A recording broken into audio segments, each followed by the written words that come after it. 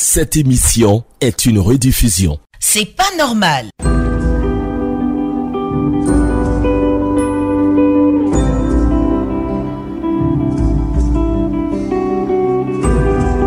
Votre moment est arrivé, c'est pas normal. 20 21 44 48, 20 24 27 87. Qu'est-ce qui n'est pas normal? Eh bien, dans vos différentes localités, chez vous, dans vos quartiers, partout où vous êtes. Qu'est-ce qui n'est pas normal? Vous décriez cela sur Radio Côte d'Ivoire et on espère, via ce canal, eh bien, trouver des solutions. Nous avons notre premier auditeur, Monsieur Conan Kofi, qui nous appelle de Yamoussoukro. Allô? Allô, bonjour. Bonjour, Monsieur Conan Kofi. Conan Nguessan, pardon, autant pour moi. Conan Nguessan, Baudouin. Baudouin, voilà. Vous nous appelez de Yamoussoukro. Oui, je parle au sujet de mon village. On a problème d'eau. Le village est enserré à 10 km de Yamoussoukro. On a un château d'eau, mais depuis près que 3 ans, ce château d'eau n'arrive pas à servir le village. Donc, le villageois, les mamans, elles sont obligées de partir à 2 km, à 3 km pour avoir l'eau pour boire. Et alors que l'eau est le source de vie, depuis où je parle là, me fait 2 jours de ce village que je n'arrive pas à avoir l'eau pour me laver, même boire même là, c'est problème. Et alors que l'eau même qu'on boit là, oui. C'est pas facile. Si on te donne à boire, même là, tu n'as pas... Bon, quelquefois, tu as soif, mais tu n'as pas avoir l'envie de boire. Donc, j'interpelle les autorités du pays. Oui, encore le conseil général de Yamoussoukro de nous aider. Car ça ne va pas à gérer. Il n'y a pas l'eau pour boire. C'est pour cela que j'appelle ce matin. Ok, merci beaucoup. Ils nous appellent eh bien, pour décrire une situation. Ils ont besoin d'eau potable, ces populations. Merci à M. Conan Nguessan Baudouin. Voilà, M. Mamadou nous appelle... M. Mamadou, bon, il n'y a pas son patronyme. Il nous appelle de Sipilou. Allô? Bonjour, les frères de micro, M. Thierry Angeval. Amen. Merci beaucoup, cher ami. Vous nous appelez de Sipilou. Qu'est-ce qui ne va pas à Sipilou? En fait, Thierry, vraiment, ce qui ne va pas, à ce temps de pluie-là, carrément, la route de Sipilou est complètement coupée. Oui. La route de Sipilou doit faire des victimes mortelles à faute d'intégration de la route. La route de Sipilou est abandonnée carrément par le pays. Et Sipilou est coupée de la Côte d'Ivoire. Vraiment, je pleure pour la route de Sipilou, le tronçon d'Akouma Sipilou. Donc, j'interpelle mon grand frère, M. Kamara Mamadou, secrétaire national des rois et têtes couronnées à Yamoussoukro, l'honorable député maire, tous les filles et fils de Sipilou, de se mettre ensemble comme un seul homme, voir l'État, le président de la République, pour que enfin le président de la République sauve les parents de Sipilou en ce moment d'émergence 2020. Sinon, Sipilou sans aucun goût de l'émergence. Sinon, Sipilou deviendra une ville de la Guinée carrément. Parce que vraiment, une route un département sans route est carrément un arbre sans racine. Oui. Donc, c'est tout abandonné. Oui, vraiment, merci. Là, je demande au fils de Sipilou de faire l'effort pour les parents. Merci et bonne émission, Radio Côte d'Ivoire. Merci beaucoup à vous, cher monsieur. Ils ont besoin de routes à Sipilou. Monsieur Mamadou, qui nous appelait de l'ouest de la Côte d'Ivoire. Monsieur Yatana nous appelle de Kouibli. Allô? Oui, bonjour Thierry Angeval. Bonjour. Oui, bonjour. Vous voulez nous parler des COGES? Oui, c'est ça. Allons-y. Qu'est-ce qui se passe avec les COGES? Bon, depuis, je peux dire maintenant, plus de 10 ans, oui, les conseillers COGES de Côte d'Ivoire ne sont pas reclassés en A3. Et cette situation, nous la décrions à tout moment sur les antennes de Radio Côte d'Ivoire. C'est l'État qui doit nous reclasser. Et à chaque réunion de rentrée des COGES, vraiment les nouvelles que les autorités, nos hiérarchies nous donnent, c'est comme si le lendemain, on va être reclassé. Et chaque rentrée, c'est comme ça. Et on termine l'année, rien. Vraiment, on ne sait plus à quel sens se vouer. Ou bien alors que l'État fasse une conférence de presse pour nous dire notre situation réelle. Qu'est-ce qui ne va pas, pourquoi on soit reclassé comme les CPS et tous les autres conseillers de Côte d'Ivoire. Vraiment, c'est inquiétant. Nous, on a envie de bien travailler, mais la motivation aussi sort de quelque part. Alors, M. Yatana, vous faites partie Oui. des COGES, hein, ce sont des structures bien organisées, c'est une structure bien organisée, organisée. voilà, et donc peut-être qu'avec le temps, ce sont des choses qui se font, pas subitement. Mais 10 ans quand même, 10 ans, hein? Les autres corps de classe, ils sont aussi là en Côte d'Ivoire. Bon, 10 ans, vous voyez, notre pays est sorti de la crise il y a quelques années, voilà, nous repartons à nouveau. Ils ont commencé à reclasser les conseillers. Les CPS, les conseillers pédagogiques des secteurs, l'ont été déjà en majorité. Mais les conseillers COGES, non. Mais ça va peut-être venir, hein. La tutelle et puis votre... En effet, Oui. mais vraiment, c'est inquiétant.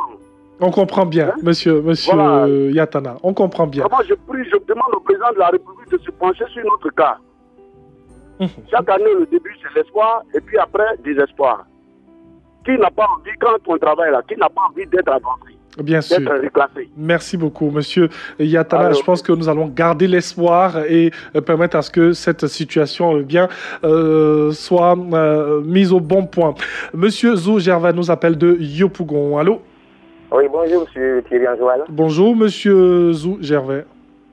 Bon, ce matin, je vais m'adresser un peu à l'État de Côte d'Ivoire. Vous voyez, le pont Félix Houphouët-Boigny, c'est un pont qui date de très longtemps. Nous autres n'étions pas encore nés quand on construisait ce pont. Mais aujourd'hui, quand vous passez dans le bateau-bus, vous sentez des fissures. Et vous avez l'impression qu'à tout moment, ce pont, les piliers peuvent s'écrouler. Avec tous ces poids lourds qui passent sur ce pont. Donc moi, j'interpelle un peu l'État de Côte d'Ivoire. À un moment donné, ils avaient dit qu'ils allaient commencer à réhabiliter ce pont. Mais ce n'est pas encore chose faite. Donc, il ne faudrait pas qu'on vive la même situation que non loin de là, la gare La Guinée qui s'est écroulée. Et puis après, on viendra jouer les pompiers. Donc moi, je pense qu'il faut que l'État de Côte d'Ivoire ouvre les yeux pour réhabiliter ce pont. Merci, monsieur Thierry Anjoal, de bonne émission. Merci pour votre préoccupation, monsieur Zou Gervais. Mais je pense que il y a ce projet de réhabilitation du pont Félix Houphouët-Boigny qui est déjà sur pied. Ne vous inquiétez pas pour ça.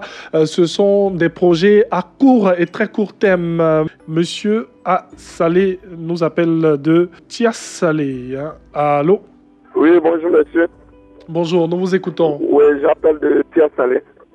Allons-y. Oui, il y a mon village à Kravasso. Allô? Oui, allô, nous vous écoutons, allons-y. Oui, mon village est Kravasso. Oui. Depuis 2012, ils ont mis les poteaux, ils ont mis les lampadaires, mais il reste l'autre tension. Ok. Oui, ça se trouve dans la sous-préfecture de Morocco. Oui. Ok. Maintenant, nous demandons au chef de l'État qu'il fasse un peu un regard à notre côté. Bien noté, cher monsieur. Oui, on va continuer avec monsieur Loukou qui nous appelle de Moronoublé. Allô? Bon, je voulais parler de l'électrification de mon village. Allons-y, nous sommes dans le même sujet. Allons-y. Depuis la création de ce village, je vais parler de quand le village est créé des siècles, on n'a jamais eu le courant. Pour cette fois-ci 2018, je voulais interpeller le conseil régional de Bouaké, à côté là. Le village est situé à quelques 12 km de Bouaké. Cette année, pas qu'il même ça va chauffer là-bas parce qu'on va introniser quelqu'un là-bas. Ok. Donc, vraiment, je sais qu'on ne pourra pas dans les médias, mais jusqu'à la fin de 2018, qu'on nous programme, qu'on nous donne le courant. On est assez pour le temps que vous avez donné. Merci beaucoup.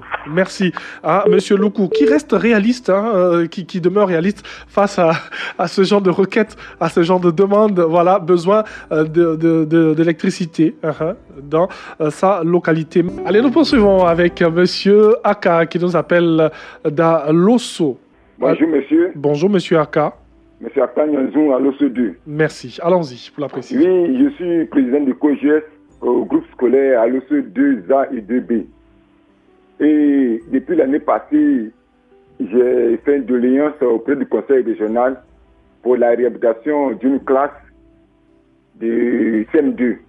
Oui. Et depuis l'année passée, il n'y a pas eu de suite. Or, on dit l'école est obligatoire. Bon, il y a la classe de CM2 qui a été endommagée par le MIFSU, oui. Les enfants ne peuvent plus rentrer dans cette classe. On est obligé de prendre une classe maternelle pour faire la carte de CM2. Oui. Donc vraiment, je viens vers le conseil régional de pouvoir nous aider à réhabiliter cette classe. Parce que nous sommes presque en temps d'examen. Oui. C'est ma préoccupation. C'est pas bien loin déjà les examens de fin d'année. Merci beaucoup à vous, cher monsieur Akanyanzo, qui nous appelait d'Aloso 2 et qui nous parlait de formation d'école et tout, besoin de réhabilitation de salles de classe, mais peut-être même d'en construire encore d'autres. Monsieur Sangaré Ouma nous appelle de Dabakala. Allô? Oui, je vais dire, depuis 1990, départ du RGR, le peuple Djimini Diamala a toujours aimé et continue d'aimer le président Alassane. Il a toujours adoré et continue d'adhérer le président Alassane. Pour preuve, aux deux élections présidentielles, 2011 et 2015, le département de Dabakala a voté massivement pour Ado. C'est ainsi que Dabakala a occupé nationalement la deuxième place après Odiéné. La promesse que le chef de l'État a faite pendant sa campagne à Dabakala, nous ne voyons aucune trace de cette promesse. Ne regardons surtout pas les diversions politiques en abandonnant Dabakala. Que le président Ado pense aux vieillards et aux vieillardes qui ont bravé le grand soleil de 14 heures pour aller aux urnes le voter. Pour vous, Pensez au peuple de Dabakala et non aux politiciens. Alors, monsieur Sangaré, ouais. Pour vous, les promesses, ce sont des routes, ce sont des infrastructures... évidemment, tout cela existe. Comme nous ne voyons rien, il y a les routes, évidemment, les routes, ça, on en parle beaucoup, l'eau aussi, pareil. Vous voyez, comme nous ne voyons aucune trace depuis, le président a fait beaucoup de tournées, mais il n'est jamais arrivé chez nous ici. Voilà pourquoi je parle de cela. Ah, peut-être que vous avez besoin de... C'est pas grave, tout fait pour le président Ado. Oui, on va peut-être se tourner vers le Conseil général. Le Conseil général aussi. Le Conseil général, depuis les années, le Conseil général s'est jamais présenté pour faire quoi que ce soit chez nous ici. Vous voyez.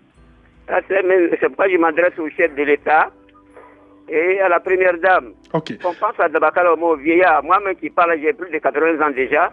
C'est-à-dire que si jamais un jour il n'entreprend une tournée ici, ça se voit que je ne serai plus sur cette terre des hommes. Bien sûr, on espère que cela... Alors que le chef de l'État pense à nous quand même, il ne faut pas qu'on regarde les politiciens. Merci beaucoup.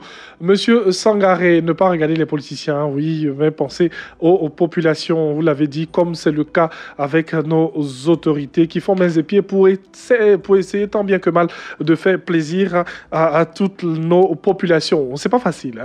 Merci à toutes les personnes qui nous ont appelés. Merci d'avoir réagi aujourd'hui sur C'est pas normal. C'était C'est pas normal.